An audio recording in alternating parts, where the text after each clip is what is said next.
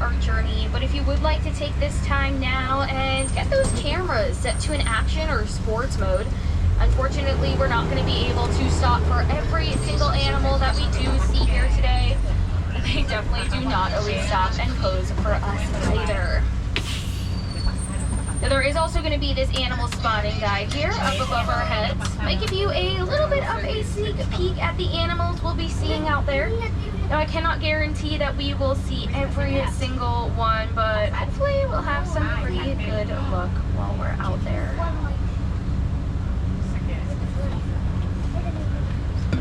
Alrighty, now it does look like we are just about to get the all clear here from the warden. So we are going to be good to go to start our journey out in the Little Aturi Forest. Now, a lot of the animals who live here in the forest, they do use some really great forms of camouflage to protect themselves. Lots of contrasting colors and stripe patterns, sometimes even a combination of them both, making them very difficult to spot. So we keep those eyes peeled and see what we can find while we're out here. So it looks like we've got an okapi up on the right and some greater kudu here on the left. Now, greater kudu are some of the largest antelope in the world. They stand about 5 feet tall at the shoulder, but we know they're females because they don't have horns. And there's some bongo laying down here as well, some of the only antelope in the entire world where males and females have horns. Males' coats are much darker in color than the coats of the females here, though, so it's a good way to tell them apart. Now, the okapi on the right there is incredibly deceptive with those striped party bands. Looking a little bit like a zebra. They're actually the only known relative of the giraffe, which we know because of their skull structure. It's nearly identical, just a little bit smaller, and they've got that very same prehensile tongue. Prehensile just means they can grab things with it. Those tongues are really funky though, using them to clean off their eyes, ears, and even inside of their noses. Now, the okapi is actually incredibly elusive. So elusive in the wild, we have no idea how many of them are left in the world. Now, here on the right, these two very large black and white birds, these are going to be saddle-billed storks, named after that yellow saddle-like feature that sits on the top half of their upper beaks. They stand about 5 feet tall with a wingspan of around 9 feet wide. So they're absolutely ginormous. It just might not seem like it from all the way back here. Now, when you see one saddle-billed stork, you will almost always find another because they do mate for life. But they communicate entirely through the clicking and chattering together of their beaks, as opposed to that typical chirping and tweeting noise that other birds will make.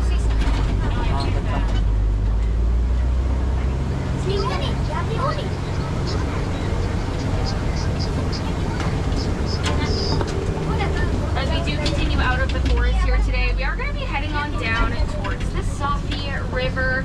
And while we're out on the river today, we're going to make sure to keep those eyes peeled for any shadows or movement under the water. It might just mean that there are some hippos around.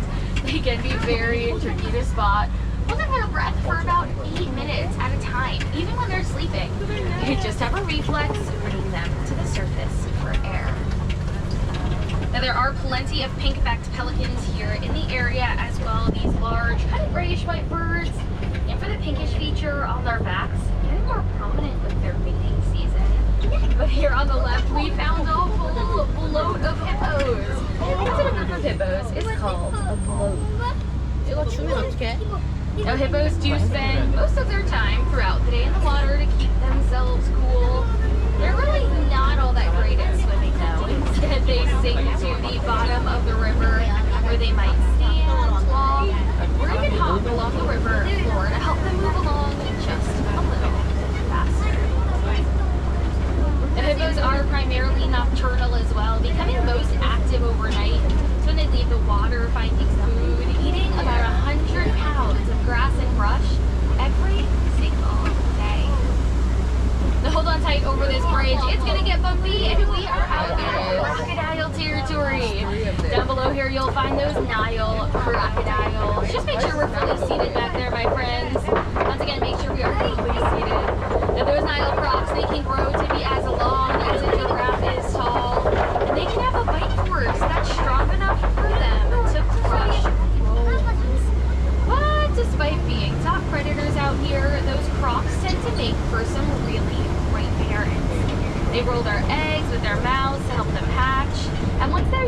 from those eggs. They scoop their young up, carry them in their mouths as well, and help to protect them from any other predators that might be found in some of those murky waters. As we do continue along here, we'll start to see quite a bit of this tree foliage clearing up ahead.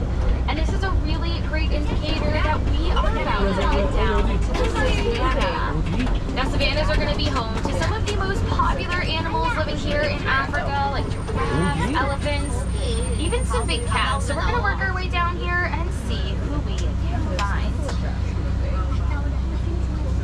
Now, in the meantime, savannas are very delicate ecosystems with some really important animals who live here to keep things moving along smoothly.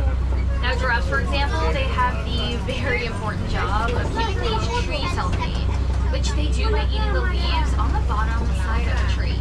That healthy trees ultimately provide food, shade, water, even shelter to almost all of the other slightly shorter, but just as cool animals that are living here. So we'll work our way down there and see what we can find.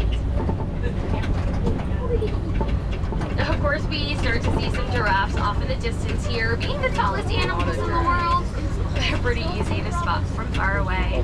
We'll slowly work our way around to get a closer view at them. They do stand about 16 to 20 feet tall, fully grown. They're even born standing at about 6 feet tall. But with the super long necks that giraffes are known so well for, they only have 7 vertebrae or bones in their necks, which doesn't really sound like a lot, because it isn't. It's actually the same number of vertebrae us humans have. Theirs are just a little larger than ours, of course. Now we'll slowly work our way up, get a good view at those zebras here as well. And you might notice that every single one of these zebras have really thick stripes on their back legs with much thinner stripes throughout the rest of their bodies. It's a really great way that we can tell that these are Hartman's mountain zebras. Every single zebra stripes are just as unique to them as our fingerprints are to ourselves. A great way those little babies imprint on their moms and identify them in larger herds or dazzles, as we call them.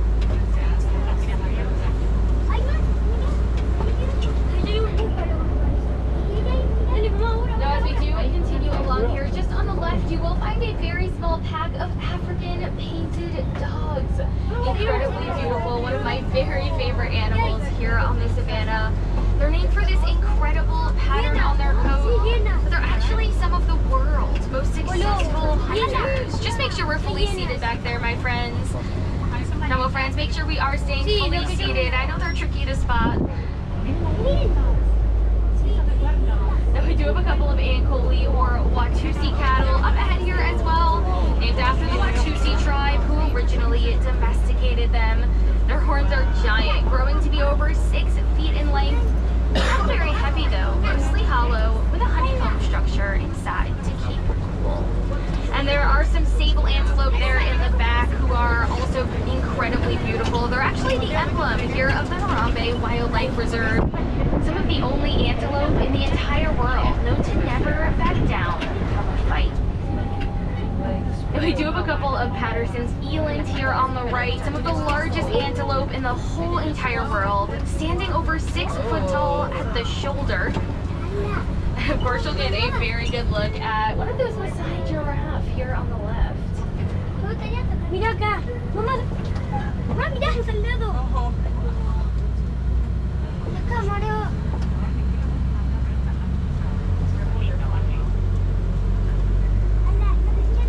Now that giraffe did a very good job showing off that really funky prehensile tongue for us. And the tongue of those giraffes are pretty wild. They can grow to be about 18 to 20 inches in length. And they've got this really unique kind of purple or bluish coloring. It's actually believed to help protect their tongues from sunburn. Now that's because a giraffe's digestive system really only works the right way if they use them actively all day long. So giraffe eat for about 99% of the day and only rest for a total of maybe 30 minutes in small spurts of just a few minutes at a time. Now it does look like there are quite a few wildebeest up ahead. You'll see them way on top of the hill here on the entire world who are known to have them. Now as we do continue along here, it does look like we're heading out into some African elephant territory. Now we'll come around. There is one more opening up ahead. We should be able to get the best view at that elephant out there. Now even from back here though, when we see this elephant flapping its ears, I promise it is not trying to fly away. Just trying to keep cool. It can actually cool off quite a few degrees just by flapping their ears like that. It looked like there were some mandrill monkeys that were up on the left here, kind of out in between those trees. Very, very challenging to spot.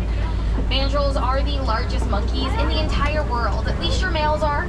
Males can weigh some over 100 pounds fully grown. Females are much smaller though. They only max out around 20 pounds at their full size.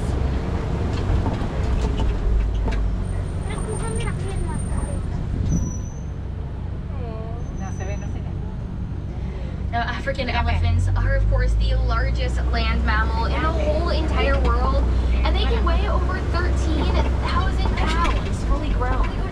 But despite their size, African elephants are actually known to be afraid of bees. That's because they have very sensitive skin, and getting stung would hurt them a lot. But they are very, very smart with really great memories, recognizing a bee's buzzing, notifying their herd that there are bees around. So they can stay clear until those bees are gone and it's safe for them to return.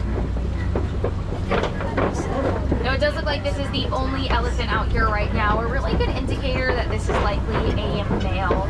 Now it may seem really sad and lonely, but I promise it's not. It's actually entirely normal because herds of elephants typically consist of females and their babies.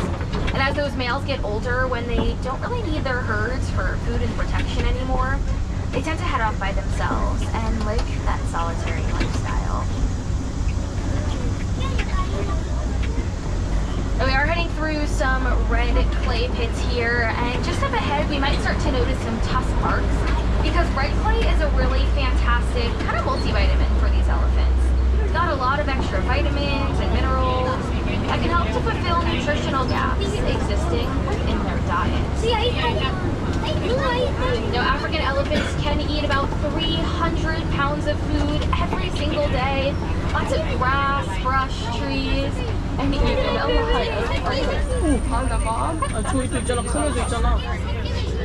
새끼가 지금 그거 하잖아. There you get a good look at that little one out there. Looks like she might be hanging out with mom. We'll come around this corner here and try and get a little bit of a closer view. Now, African elephants do eat about 300 pounds of grass, brush, and even fruit every single day. But their diets are part of what makes them so important because they're actually going to be considered pollinators. I know that sounds pretty wild. You think of a pollinator, you might think of a bee or a bug, but elephants are migratory animals. They travel very far distances throughout the year, and they're really not good at digesting seeds. So they go to the bathroom replanting already fertilized seeds, maintaining food sources for not only themselves and future generations, but for nearly every single animal that actually lives out here on the savannah.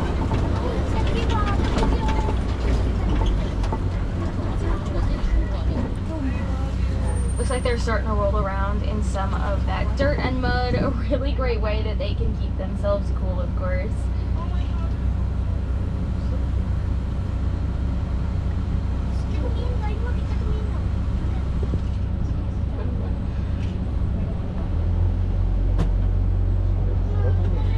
I could watch these elephants all day long. We are going to very slowly creep along though.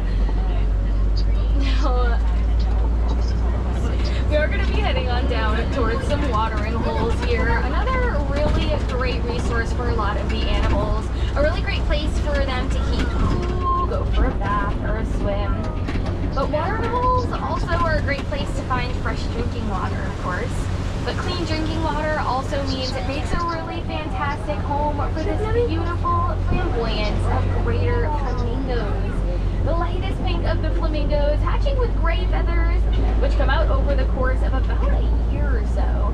And that pink of theirs, it really just comes with time.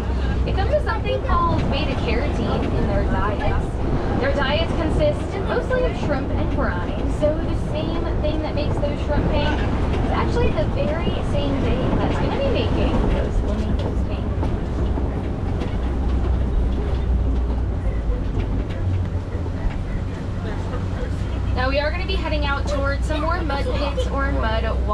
rhinos, and we mentioned it's a great cooling agent, but it is also going to have some other great properties, making mud a really fantastic natural sunblock and even insect barrier.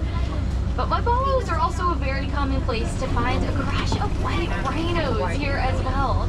The largest of the rhinos, they can weigh just about 6,000 pounds, fully grown.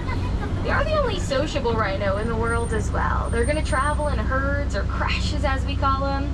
Typically family units that are going to be sticking together for life.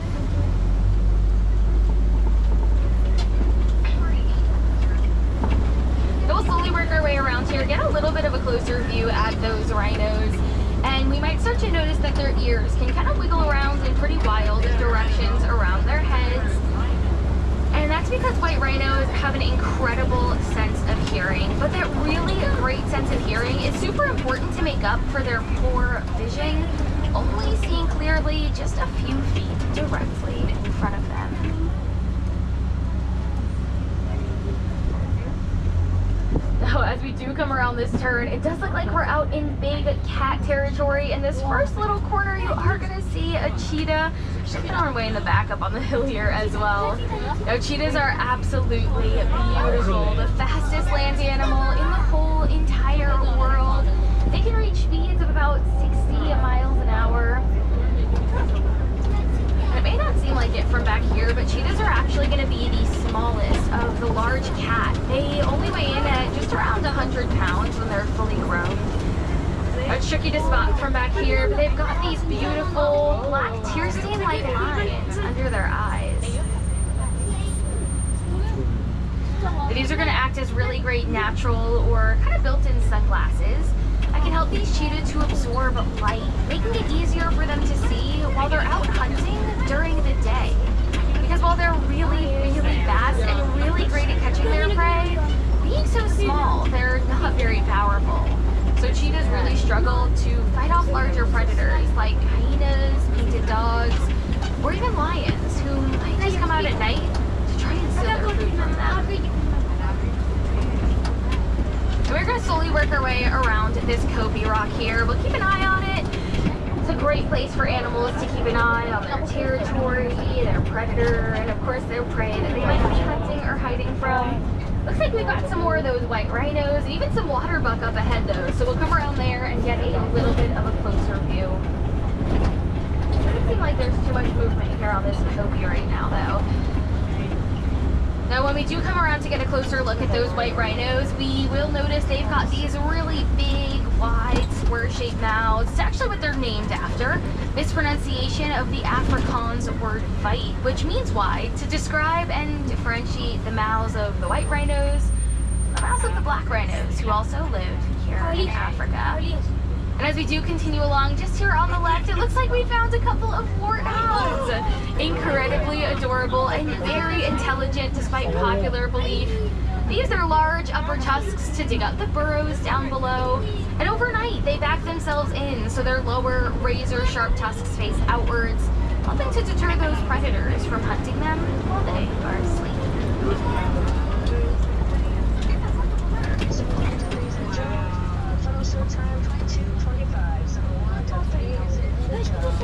And you'll also get a glimpse at the water buck back there as well. They are very cute with their little heart-shaped noses, of course named for their love of water, making pretty permanent homes around watering holes. But we also have a couple of ostriches here as well. We know these are female because they have gray feathers and they also have black feathers. And you'll find that very small nest of ostrich eggs as well.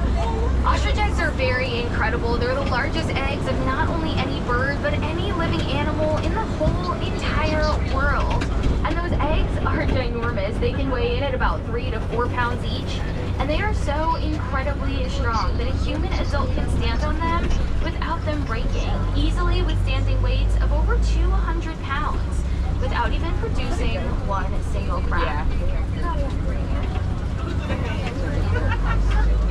Now heading back towards the village, we have one final stop as we come to check in with our local farmer and his Nigerian dwarf goats, who are incredibly adorable, of course. But they're a really great resource, providing things like milk and cheese, bees in return for their protection. But most importantly, they're a really great example of how humans and animals have learned to not only coexist, but even benefit one another. And the yellow box that's hanging out on the front lawn there, that's something that we call a bee fence. Another really great example as well. Let's not whistle at the animals, please, for me, my friends. Now, those bee fences, the bees that live inside of that bee fence, they do provide honey for the farmer, but they also serve another very important purpose. And if you remember, we mentioned earlier that elephants are going to be afraid of bees. And at one point in time, not too long ago, elephants and farmers, they didn't really have a great relationship. Elephants would accidentally stampede through farmland, destroying crops. It didn't really make those farmers too happy, and it didn't always end too well for those elephants. But about 6 or 7 years back, some incredible scientists here on this very reserve made the discovery that those elephants are afraid of bees. And we found an awesome solution to this problem. So now we line farmland with bee fences, a great way to protect the crops and the livelihood of the farmer, but also the incredible elephants that we've seen on the reserve today as well.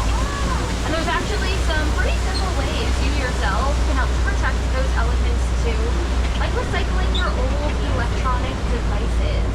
Many of our devices contain a mineral called coltan, mined almost exclusively in Africa, posing a huge threat to habitat loss to not only those elephants, but other beautiful animals like rhinos and even okapi. So just bring your devices back to your local electronics store if they're not working anymore. And this is a really simple way